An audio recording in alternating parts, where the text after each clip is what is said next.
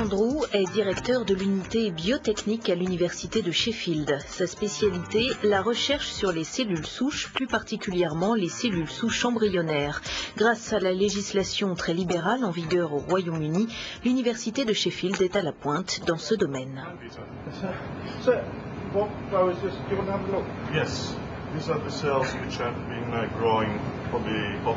Par rapport aux cellules souches adultes, celles issues d'embryons sont beaucoup plus maniables et peuvent générer tous les types de cellules. Pour travailler avec une lignée cellulaire, Peter Andrew fait un prélèvement sur un ovule fécondé, le blastocyste, et les cellules souches prélevées servent de matière première. L'intervention détruit l'ovule, mais pour Peter Andrew, c'est une pratique indispensable à la recherche.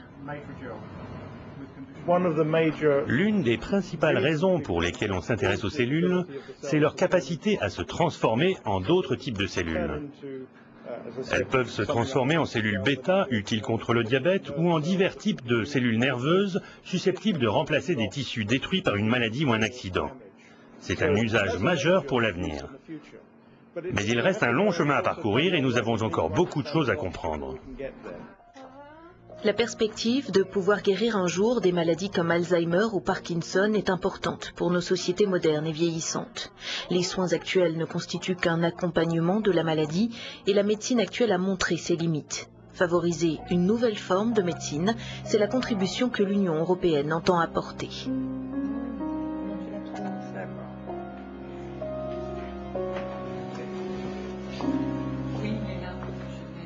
Le projet que dirige Peter Andrew est de ceux qui sont cofinancés par des fonds européens. Timothy Kirkhope est l'eurodéputé de la circonscription de Sheffield et il est très attentif à l'évolution du débat sur les cellules souches embryonnaires. En la matière, les pays d'Europe ont des positions très diverses.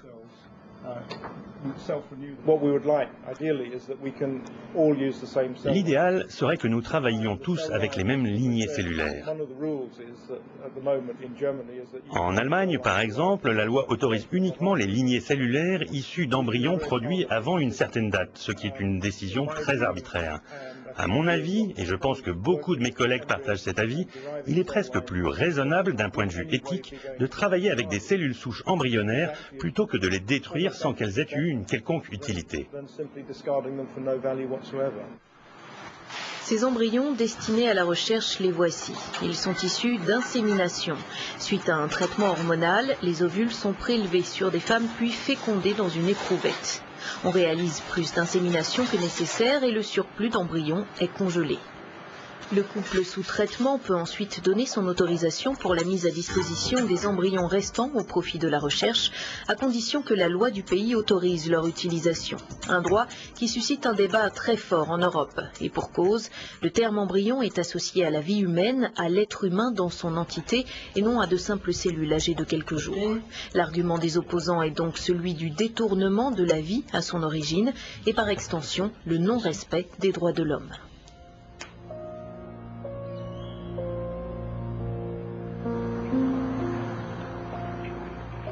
L'Union européenne se veut donc très prudente dans l'allocation des fonds destinés à la recherche sur les cellules souches embryonnaires. Depuis le début de l'année, le 7e programme cadre pour la recherche et la technologie de l'Union est en cours. Auparavant, 18 projets pour un montant total de 20 millions d'euros avaient été financés, l'essentiel allant au Royaume-Uni, à la Belgique et à la Suède, des pays qui autorisent ces pratiques. Mais dans la plupart des États, les chercheurs ne peuvent travailler que dans un champ très limité. Du coup, seule une petite minorité bénéficie de l'argent européen. La question semble même transcender les partis politiques.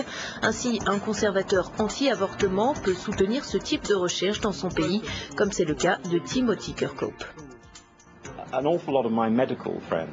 Beaucoup de mes amis dans le corps médical et même ailleurs, y compris ma femme qui souffre de diabète, m'en ont parlé. Et depuis un certain temps, je suis convaincu que s'il est accompagné de règles très strictes qui tiennent compte des préoccupations éthiques, ce travail peut nous libérer de nombreuses souffrances.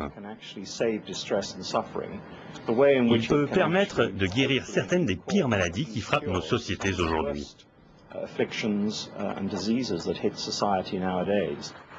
Pour son projet, l'université de Sheffield s'est vue allouer 12 millions d'euros. Des pays comme l'Allemagne, l'Italie ou la Pologne ne reçoivent que très peu de fonds européens, parfois même ils s'y refusent. L'eurodéputée et social-démocrate allemande Evelyn Gebhardt est contre, et pas seulement par respect pour l'embryon. Ici, il s'agit de dire que la femme ne doit pas être commercialisée ni instrumentalisée, elle ne doit pas devenir un instrument de la recherche.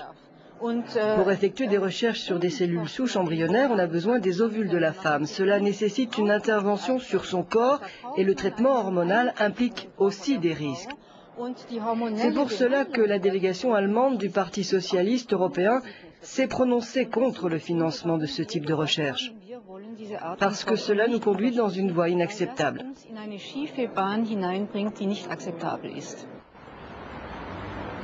Mais pendant que les politiques et les experts débattent en Europe, ailleurs, la recherche gagne du terrain. En Asie, dans des pays comme Singapour, la Chine ou le Japon, le gouvernement subventionne les travaux sur les cellules souches à hauteur de plusieurs centaines de millions d'euros. Et les 3/4 des chercheurs viennent d'Europe ou des États-Unis. C'est d'ailleurs l'une des raisons pour lesquelles l'Union européenne a décidé d'y consacrer davantage de moyens sur son sol.